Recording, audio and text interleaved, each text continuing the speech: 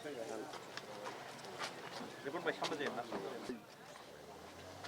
18 তারিখে একটা কলেজ ছাত্রীকে দলবদ্ধ ধর্ষণের ঘটনা ঘটে।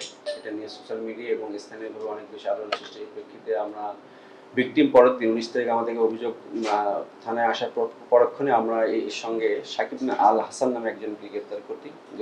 পরবর্তীতে তাকে বিজ্ঞাত সোপর্দ করা হয়, ভিকটিমকে মেডিকেলে পাঠানো হয়। এর প্রেক্ষিতে আমরা আরও এটার সঙ্গে জড়িত যে মূল সিফাত মুন্সি, তাকে গতকাল আমাদের টিম ডিবি টিম এএসপি আমাদের বাউফল সার্কেলের নেতৃত্বে পিরোজপুরের নাজিপুর থানা মালাকাল ইউনিয়ন থেকে আমরা তাকে গ্রেপ্তার করে নিয়ে আসি এবং তারপর জিজ্ঞাসাবাদ করে তারা এই বিষয়টা স্বীকার করে যে তারা এই দলবদ্ধ ধর্ষণের সঙ্গে তারা জড়িত এবং তারা ওই পাঙ্গাসী ইউনিয়নের যে সন্ধ্যার সময় পাঙ্গাসী ইউনিয়নের তারা সন্ধ্যার সময় এই দুইজন সহ আপাতত জানতে পেরেছি তারা এই মেয়েটাকে ধর্ষণ করে এবং তারা এটা স্বীকার করেছে। আমরা এখন তাদেরকে বিজ্ঞ আদালতে পাঠাবো।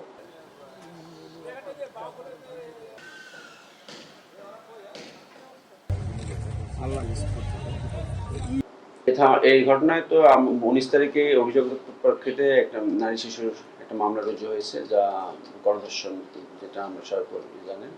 এবং এই প্রেক্ষিতে আমরা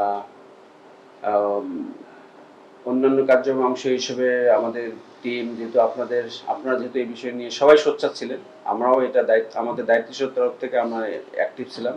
এই প্রেক্ষাপটে আমাদের টিম বিভিন্ন এই জেলার এই রেঞ্জের বিভিন্ন এখানে মুভমেন্ট করে তাকে আমরা শেষ পর্যন্ত গ্রেপ্তার করি এবং এই বিষয়টা আমরা জানতে পারলাম যে তারা এইটার সঙ্গে জড়িত এবং পরিপূর্ণ বিষয়টা আমরা আর একটু তদন্তি কার্যক্রম চলতেছে। আমরা ফাইনালি হয়তো বা আরো কোনো কিছু আছে কিনা আমরা পরবর্তীতে আপনাদেরকে জানতে পারি। এখন পর্যন্ত আমরা যেটা পেলাম আপনাদেরকে বললাম, দুইজন এখানে সাকিব আল হাসান এবং সিফাত মুন্সি মূল কালপ্রিট, তারা এই ঘটনার সঙ্গে জড়িত ছিল।